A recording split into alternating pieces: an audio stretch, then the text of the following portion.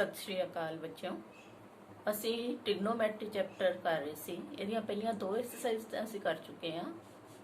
ਅਸੀਂ next exercise ਸ਼ੁਰੂ ਕਰਨ ਤੋਂ ਪਹਿਲਾਂ ਕੁਝ ਜਿਹੜੇ ਫਾਰਮੂਲੇਸ ਜਿਹੜੇ ਨੇ ਅਗਲੀ ਐਕਸਰਸਾਈਜ਼ ਦੇ ਲਈ ਯੂਜ਼ ਹੋਣੇ ਆ, ਉਹਨਾਂ ਬਾਰੇ ਅਸੀਂ ਪਹਿਲਾਂ ਪੜਾਂਗੇ। ਕੁਝ ਫਾਰਮੂਲੇ ਨੇ ਉਹ ਤੁਸੀਂ ਯਾਦ ਕਰਨੇ ਹੈ ਤੇ ਉਹਨਾਂ ਦੀ ਡੈਰੀਵੇਸ਼ਨਸ ਤੁਹਾਨੂੰ ਪਤਾ ਹੋਣੀ ਚਾਹੀਦੀਆਂ, ਉਹ ਫਾਰਮੂਲੇ ਬਣੇ ਕਿਵੇਂ ਆ। ਐਕਸਰਸਾਈਜ਼ ਦੇ ਵਿੱਚ ਅਸੀਂ ਉਹਨਾਂ ਨੂੰ ਡਾਇਰੈਕਟ ਯੂਜ਼ ਕਰਾਂਗੇ। ਇਹਦੇ ਵਿੱਚ ਸਭ ਤੋਂ ਪਹਿਲਾਂ ਜਿਹੜਾ ਹੈ ਜੋ ਅਸੀਂ ਪੜ੍ਹਨੇ ਹੈ ਉਹ ਨੇ trigonometric functions of sum and difference of two angles. ਦੋ ਐਂਗਲਸ ਦੇ ਸਮ ਤੇ ਡਿਫਰੈਂਸ ਵਾਲੇ ਟ੍ਰਿਗਨੋਮੈਟ੍ਰਿਕ ਫੰਕਸ਼ਨਸ ਪੜ੍ਹਨੇ ਆ ਅਸੀਂ ਇਹਦੇ ਵਿੱਚ। ਜਿਹੜੇ ਪਿਛਲੀ ਐਕਸਰਸਾਈਜ਼ਸ ਦੇ ਵਿੱਚ ਆਪਾਂ ਨੇ ਸਿਰਫ ਇੱਕੋ ਐਂਗਲ ਦੀ ਗੱਲ ਹੁੰਦੀ ਸੀ, ਜਿਵੇਂ sin x cos x tan x, ਇੱਕ ਐਂਗਲ ਦੀ ਗੱਲ ਹੁੰਦੀ ਸੀ। ਇਹਦੇ ਵਿੱਚ ਕੋਈ ਵੀ ਦੋ ਐਂਗਲਸ ਦਾ ਸਮ ਜਾਂ ਡਿਫਰੈਂਸ ਦੀ ਗੱਲ ਹੋਏਗੀ। ਅਸੀਂ ਸਭ ਤੋਂ ਪਹਿਲਾਂ ਜਿਹੜਾ ਫਾਰਮੂਲਾ ਜਿਹੜਾ ਡਰਾਈਵ ਕਰਨਾ ਹੈਗਾ ਦੋ ਐਂਗਲਸ ਦੇ ਸਮ ਵਾਲਾ, ਉਹ ਕੋਸਾਈਨ ਫੰਕਸ਼ਨ ਦਾ ਹੈ। ਫਾਰਮੂਲਾ ਤੁਹਾਨੂੰ ਦੱਸਦਾ, ਫਾਰਮੂਲਾ ਹੈ cos x + y = cos x cos y - sin x ਤੇ sin y। ਇਹ ਜਿਹੜਾ ਫਾਰਮੂਲਾ ਹੈ ਇਹ ਡਰਾਈਵ ਕਿਵੇਂ ਹੋਇਆ ਉਹ ਦੇਖੋ। ਮੰਨ ਲਓ ਤੁਹਾਡੇ ਕੋਲ ਇੱਕ ਯੂਨਿਟ ਸਰਕਲ ਹੈ। ਯੂਨਿਟ ਸਰਕਲ ਕਿਹੜਾ ਹੁੰਦਾ ਹੈ? ਜਿਸ ਦਾ ਰੇਡੀਅਸ 1 ਯੂਨਿਟ ਹੁੰਦਾ ਹੈ। ਉਹਦੇ ਵਿੱਚ 4 ਪੁਆਇੰਟਸ ਨੇ ਸਰਕਲ ਦੇ ਉੱਤੇ, P1 P2 P3 ਤੇ P4। ਜਿਹੜਾ P1 ਪੁਆਇੰਟ ਹੈ ਇਸ ਤੋਂ ਇਹਦੀ ਆਰਕ ਜਿਹੜੀ ਹੈ x ਯੂਨਿਟ ਹੈ, ਤਾਂ ਇਹਦਾ ਐਂਗਲ ਜਿਹੜਾ ਹੈ x ਐਕਸਿਸ ਤੋਂ ਇਸ ਉਹ P1 ਪੁਆਇੰਟ ਤੱਕ x ਰੇਡੀਅਨ ਹੋਏਗਾ। P1 ਤੇ ਤੋਂ ਲੈ ਕੇ P2 ਜਿਹੜਾ ਹੈ ਇਹ ਆਰਕ ਦਾ ਡਿਸਟੈਂਸ ਜਿਹੜਾ ਹੈ y ਯੂਨਿਟ ਮੰਨਿਆ ਹੈ। ਤਾਂ ਇਹ ਵਾਲੀ ਜਿਹੜੀ ਹੈ ਆਰਕ ਜਿਹੜੀ ਹੈ ਇੱਥੋਂ ਦੀ ਸ਼ੁਰੂ ਹੋ ਰਹੀ ਹੈ, ਇਸ ਜਗ੍ਹਾ ਤੋਂ OP1 ਲਾਈਨ ਤੋਂ ਲੈ ਕੇ OP2 ਤੱਕ ਅਗਰ ਲਾਈਨ ਜਿਹੜੀ ਹੈ ਸ਼ਿਫਟ ਕਰਦੀ ਹੈ, ਰੋਟੇਟ ਕਰਦੀ ਹੈ, ਤਾਂ ਇਹਦਾ ਐਂਗਲ ਕਿੰਨਾ ਹੋ ਜਾਏਗਾ? y radian. ਇਸੇ ਤਰ੍ਹਾਂ ਹੀ P3 ਪੁਆਇੰਟ ਇਸ ਤਰ੍ਹਾਂ ਹੈ ਕਿ ਇਹ P4 ਤੋਂ ਕਿੰਨਾ ਦੂਰ ਹੈ? y ਡਿਸਟੈਂਸ ਦੇ ਉੱਤੇ ਹੀ ਹੈ, y ਯੂਨਿਟ ਹੀ ਹੈ।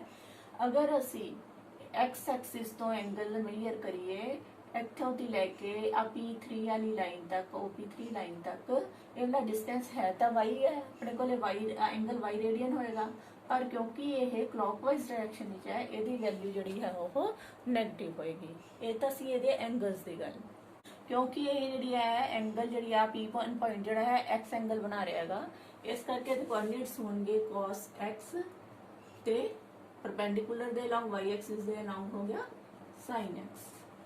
ਇਸੇ ਤਰ੍ਹਾਂ ਹੀ ਤੁਸੀਂ P2 ਦੇ ਕੋਆਰਡੀਨੇਟਸ ਲਿਖ ਸਕਦੇ ਹੋ, ਇਹਦੇ ਪੁਆਇੰਟ ਤੇ ਕੋਆਰਡੀਨੇਟ ਲਿਖ ਸਕਦੇ ਹੋ ਤੁਸੀਂ। ਇਹ ਜਿਹੜਾ ਹੈ x ਐਕਸਿਸ ਦੇ ਨਾਲ ਦੇਖੋ ਕਿੰਨਾ ਐਂਗਲ ਬਣਾ ਰਿਹਾ ਹੈ। ਇੱਥੋਂ ਦੀ ਸ਼ੁਰੂ ਹੋ ਰਿਹਾ x ਐਕਸਿਸ ਤੋਂ, ਇਹ ਇਧਰੋਂ ਤੋਂ ਲੈ ਕੇ ਇੱਥੇ ਤੱਕ ਟੋਟਲ ਐਂਗਲ ਬਣ ਗਿਆ x + y। ਐਂਗਲ ਜੇ ਗੱਲ ਕਰੀਏ P4O P2, P4O P2, ਇਹ x + y ਐਂਗਲ ਬਣਾ ਰਿਹਾ ਹੈ। ਤੇ P2 ਦੇ ਕੋਆਰਡੀਨੇਟਸ ਹੋਣਗੇ cos of x + y ਤੇ sin of x + y। ਇਸੇ ਤਰ੍ਹਾਂ ਹੀ P3 ਦੇ ਕੋਆਰਡੀਨੇਟਸ ਲਿਖਣੇ ਨੇ।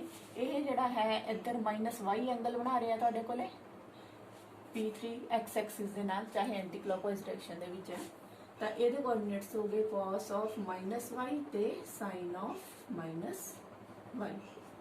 ਉਸੇ ਤਰ੍ਹਾਂ ਹੀ P4 ਦੀ ਅਗਰ ਗੱਲ ਕਰੀਏ, ਉਹਦੇ ਕੋਆਰਡੀਨੇਟ ਕਿਉਂਕਿ ਇਹ ਯੂਨਿਟ ਸਰਕਲ ਲਿਆ ਹੈ, x ਐਕਸਿਸ ਤੋਂ ਇਹ 1 ਯੂਨਿਟ ਦੂਰ ਹੈ ਤੇ y ਐਕਸਿਸ ਤੋਂ ਇਹ 0 ਡਿਸਟੈਂਸ ਦੂਰ ਹੈ।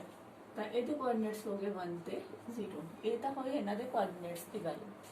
ਹੁਣ ਅਗਰ ਅਸੀਂ ਇਹਨਾਂ ਨੂੰ P1 ਤੇ P3 ਨੂੰ ਜੁਆਇਨ ਕਰ ਦਈਏ, P2 ਤੇ P4 ਨੂੰ ਜੁਆਇਨ ਕਰ ਦਈਏ, ਤਾਂ ਤੁਹਾਡੇ ਕੋਲ ਦੋ ਟ੍ਰਾਇੰਗਲਸ ਨਜ਼ਰ ਆ ਰਹੀਆਂ ਹੋਣੀਆਂ।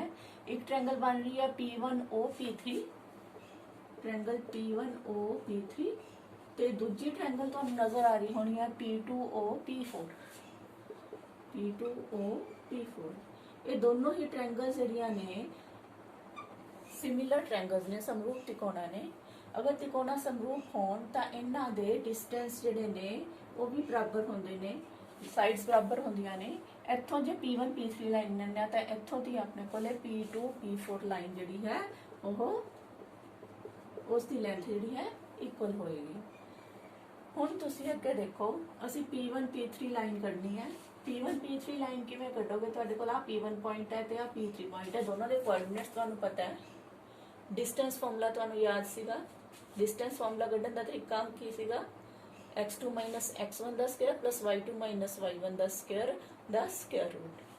ਤੁਸੀਂ ਯਾਦ ਕਰ ਲਓ ਏ ਬੀ ਆਪਾਂ ਦੋ ਪੁਆਇੰਟ ਦਿੱਤੇ ਹੁੰਦੇ ਸੀ ਏ ਤੇ ਬੀ, ਇੱਕ ਦੇ ਕੋਆਰਡੀਨੇਟਸ x1 y1 ਨੇ, ਦੂਜੇ ਦੇ ਕੋਆਰਡੀਨੇਟ x2 y2 ਨੇ। ਅਗਰ ਤੁਸੀਂ ਡਿਸਟੈਂਸ ਕੱਢਣਾ ਹੈ ਤਾਂ ਡਿਸਟੈਂਸ ਫਾਰਮੂਲਾ ਅਪਲਾਈ ਹੁੰਦਾ ਸੀ x2 ਮਾਈਨਸ x1 ਦਾ square plus y2 minus y1 ਦਾ ਸਕੁਅਰ ਤੇ ਇਹਦਾ ਸਕੁਅਰ ਰੂਟ।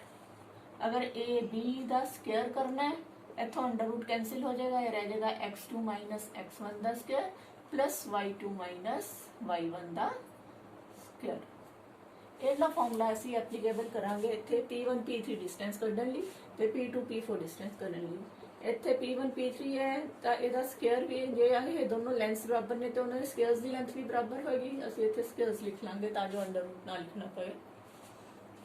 ਪਹਿਲਾਂ ਤਾਂ P1 P3 ਡਿਸਟੈਂਸ ਕੱਢਣਾ ਹੈ ਤੁਸੀਂ, P1 P3 ਡਿਸਟੈਂਸ ਉਹਦਾ ਸਕੁਅਰ ਹੀ ਕਰ ਲਓ। P1 ਤੇ P3 ਇਹਨਾਂ ਦੋਨੋਂ ਤੋਂ ਮਿਲ ਕੇ ਬਣਿਆ ਹੈ, ਇਹਨਾਂ ਨੂੰ ਮਾਈਨਸ ਕਰੋ।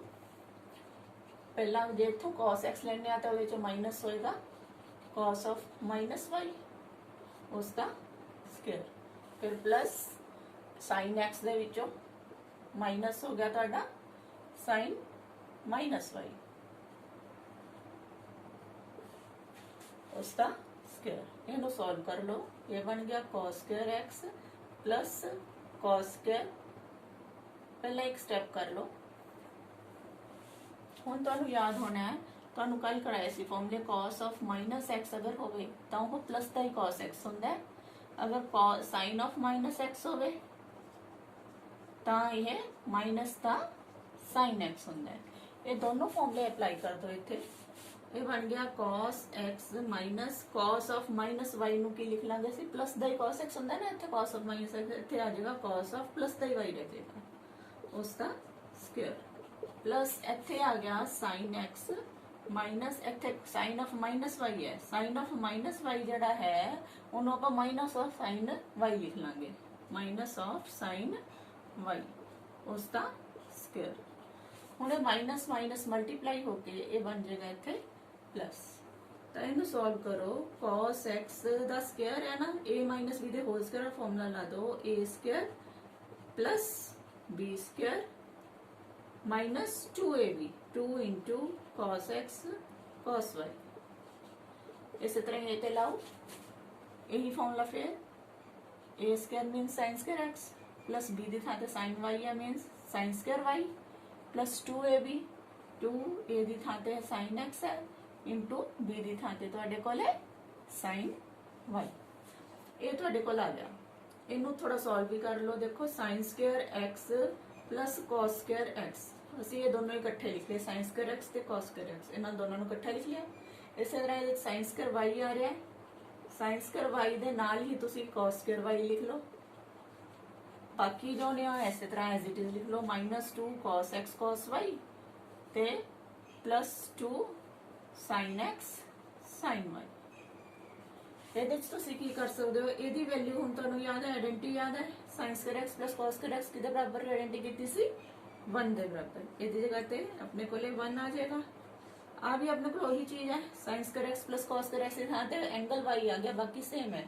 ਐਂਗਲ ਕਿੰਨਾ ਵੀ ਹੋ ਗਿਆ, ਐਂਗਲ ਸੇਮ ਹੈ ਤਾਂ ਇਹਦੀ ਵੈਲਿਊ ਕਿੰਨੀ ਹੁੰਦੀ ਹੈ, ਫਿਰ 1 ਹੋਗੀ। माइनस ਇਹਦੇ ਵਿੱਚੋਂ ਮਾਈਨਸ ਦਾ 2 ਜਿਹੜਾ ਹੈ ਕਾਮਨ ਕਰ ਸਕਦੇ, ਇਹਦੇ ਚ -2 ਹੈ, ਇਹਦੇ ਚ ਵੀ 2 ਹੈ, ਮਾਈਨਸ ਵੀ ਨਾਲ ਬਾਹਰ ਕੱਢ ਲਓ।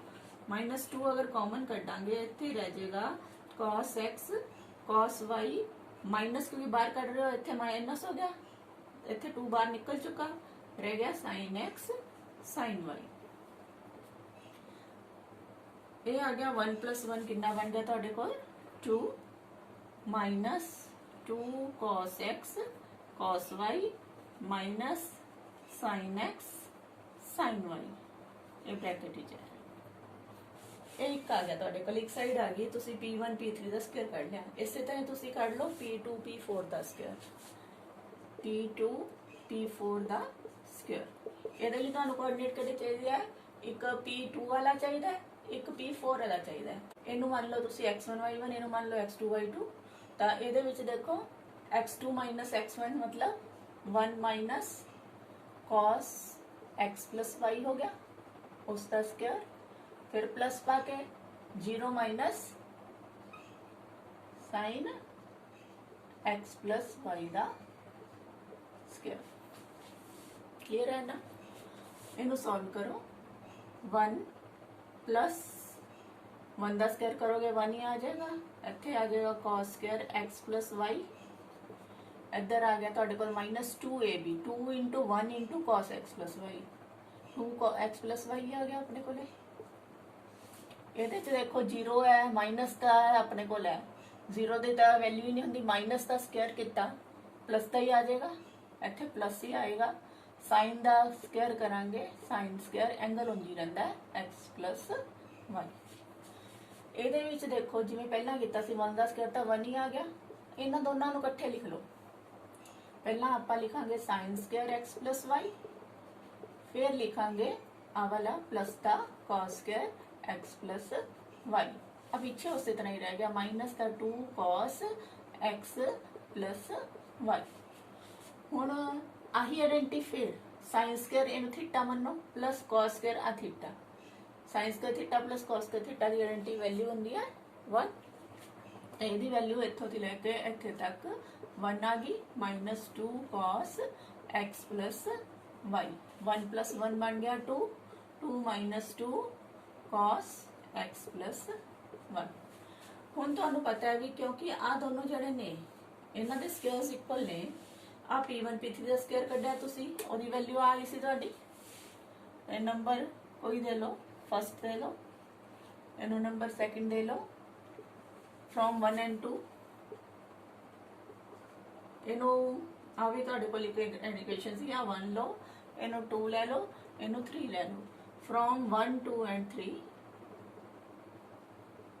तीनों नूं अगर करिए आपां तां आ दोनों क्योंकि बराबर ने इस करके आ दोनों साइड्स भी इक्वल होणगियां। असीं लिखांगे 2 -2 cos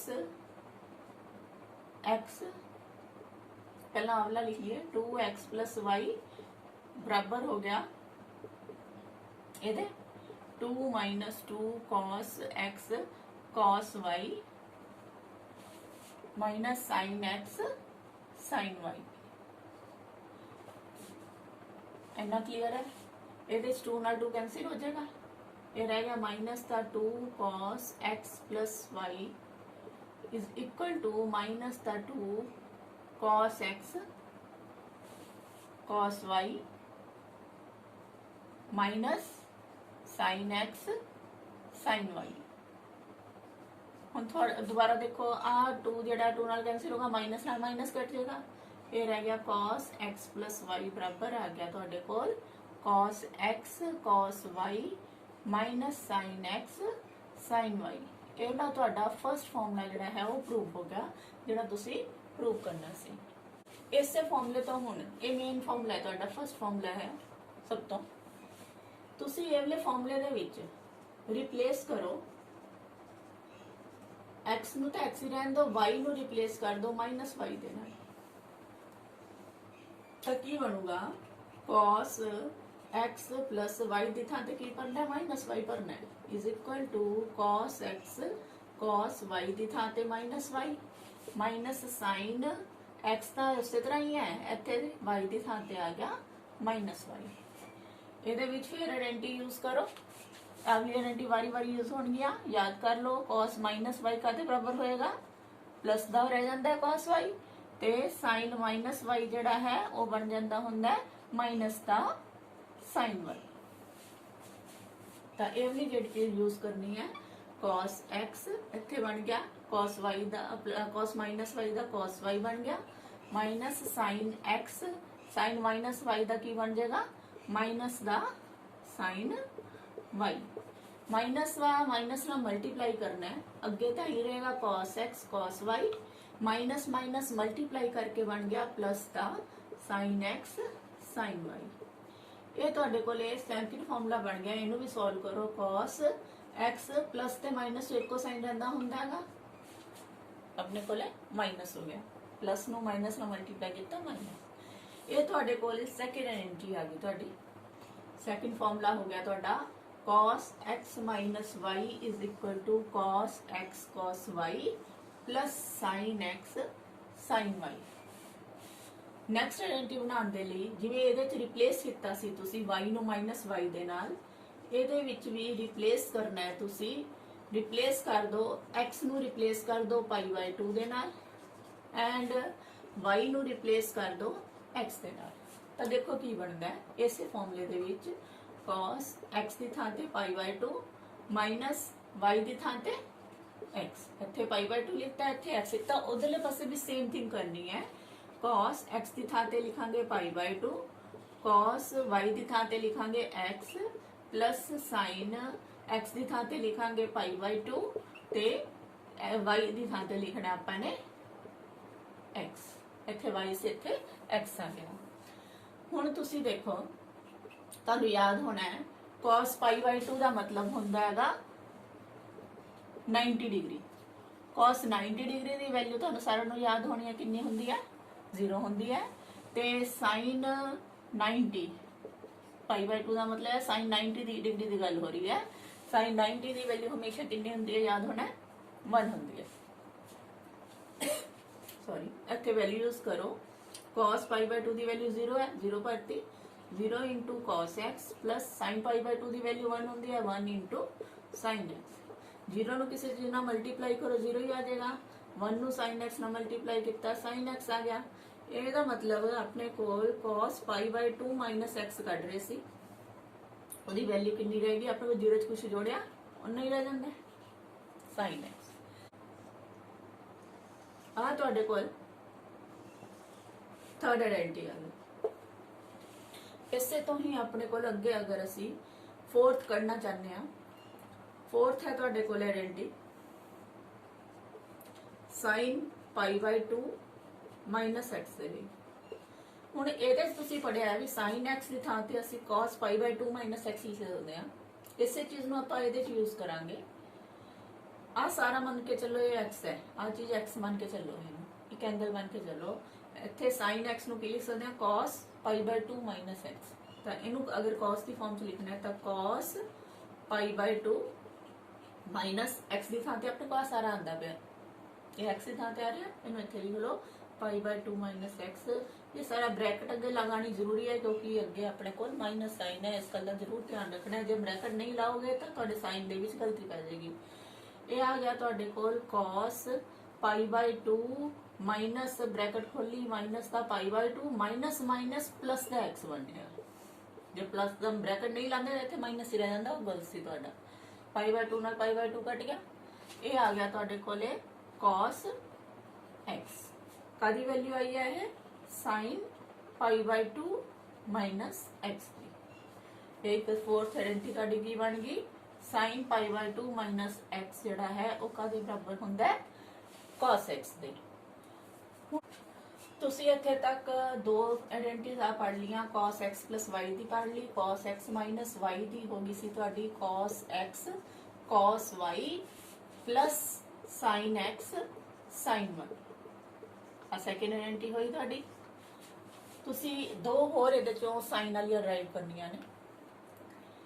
ਇੱਕ ਤੁਸੀਂ ਜਿਹੜੇ ਇੱਥੇ ਪੜ ਚੁੱਕੇ ਉਹ ਵੀ ਮੈਂ ਲਿਖਦਾ, ਹੁਣ ਇਹ ਜਿਹੜੇ π/2 ਵਾਲੇ ਫਾਰਮੂਲੇ ਪੜੇ ਨੇ cos π/2 माइनस x वो बराबर हुंदा sin x दे ते sin π/2 माइनस x बराबर हुंदा cos x दे। हुण तक तुसी ये वाले चार फॉर्मूले जिहड़े है तुसी पढ़ चुके हो। ये तुहाडा थर्ड फॉर्मूला सी, ये तुहाडा फोर्थ फॉर्मूला सी। अगले फॉर्मूले जिहड़े असीं ड्राइव कर रहे हैं हुण असीं इहदे च साइन वाला लेके आउणा हैगा। फॉर्मूला है आइडेंटिटी है sin x plus y दा फॉर्मूला बनाना चाहते हैं असीं।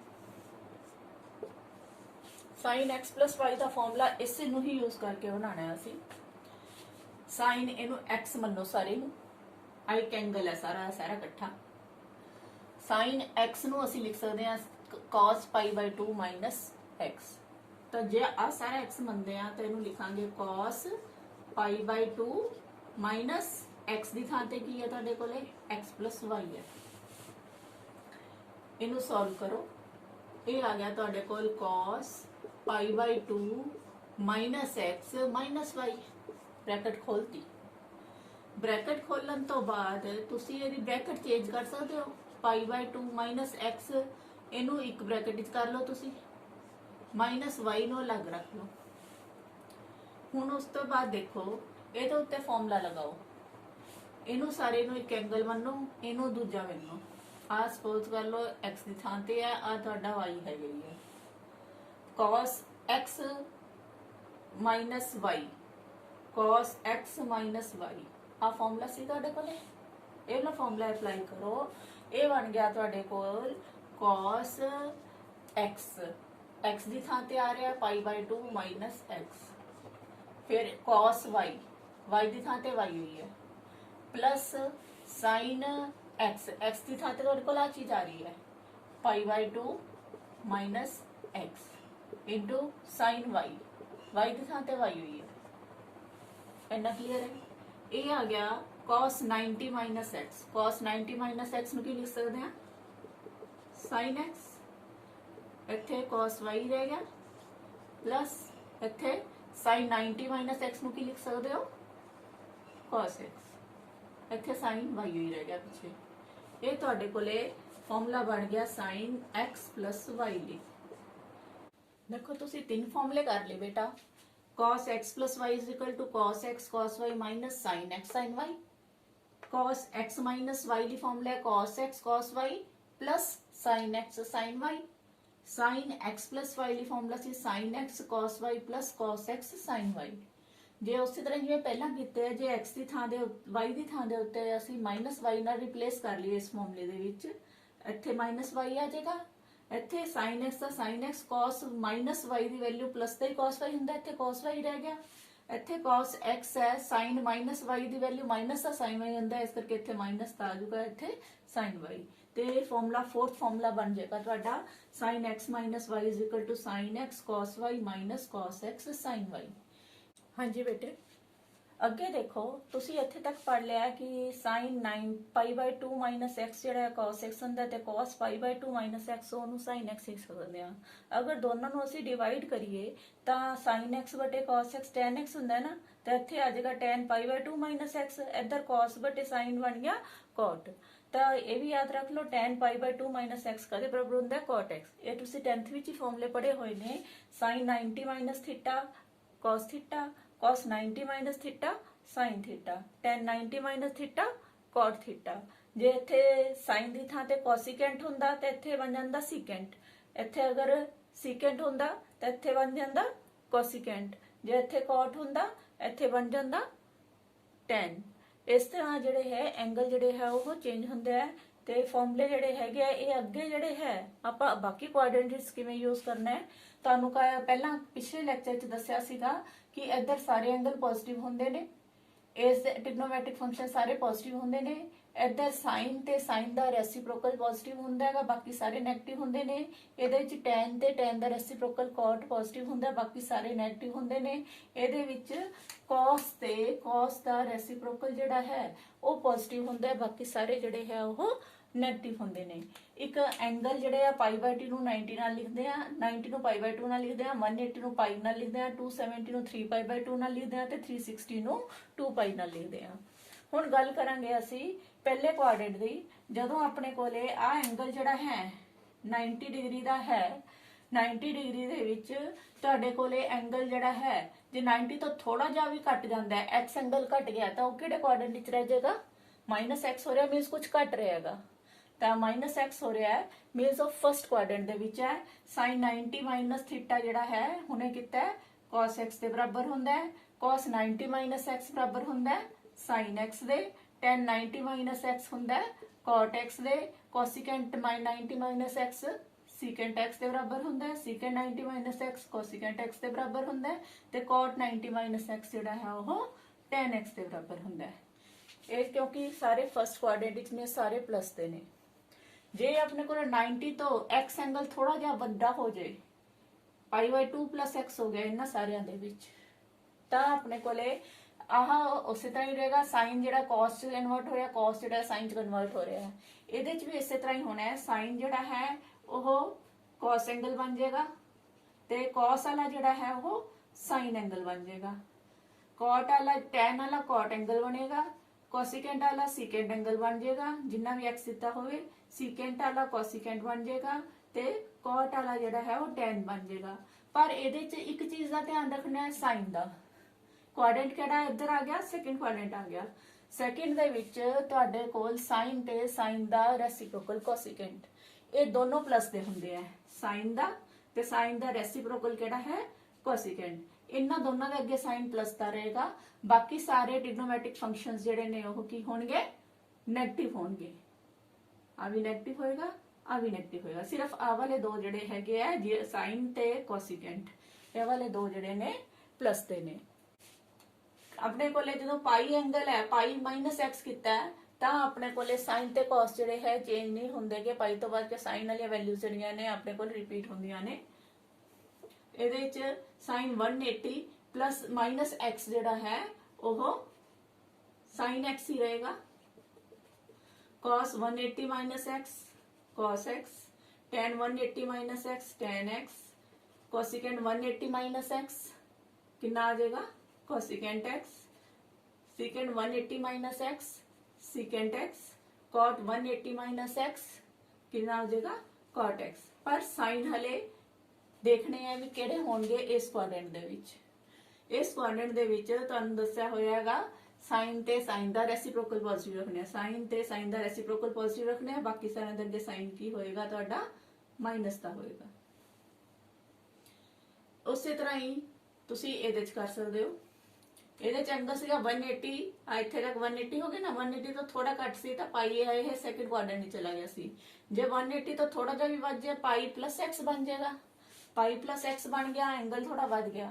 ਜਦੋਂ ਆਪਣੇ ਕੋਲੇ ਪਾਈ ਐਂਗਲ ਹੋਵੇ 180 ਹੋਵੇ ਤਾਂ ਸਾਈਨ ਜਿਹੜਾ ਹੈ ਸਾਈਨ ਚ ਹੀ ਰਹੇਗਾ। Sign x cos x tan x cosecant x secant x ਤੇ ਇੱਥੇ cot x। ਪਰ ਸਾਈਨ ਕੀ ਹੈ? ਸਾਈਨ ਇਹ ਵਾਲੇ ਕੁਆਡਰੈਂਟ ਦੇ ਵਿੱਚ ਥਰਡ ਕੁਆਡਰੈਂਟ ਵਿੱਚ tan ਵਾਲਾ ਤੇ tan ਦਾ ਰੈਸਿਪਰੋਕਲ ਪੋਜ਼ਿਟਿਵ ਹੁੰਦਾ ਹੈ। tan ਵਾਲਾ ਤੇ tan ਦਾ ਰੈਸਿਪਰੋਕਲ cot, ਇਹ ਦੋਨੋਂ ਪਲੱਸ ਦੇ ਰਹਿਣਗੇ। बाकी सारे कादे होंगे माइनस दे।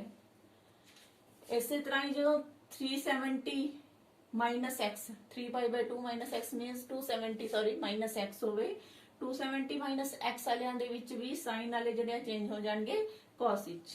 cos x cos वाला बन जाऊगा sin x, tan वाला बन गया cot x, cosecant x बन गया secant x बन गया cosecant x, cot x बन गया tan x। साइन का ध्यान रखना है, थर्ड क्वाड्रेंट से tan ते tan दा रेसिप्रोकल पॉजिटिव होंदे ने, आ दोनों प्लस दे रहेंगे।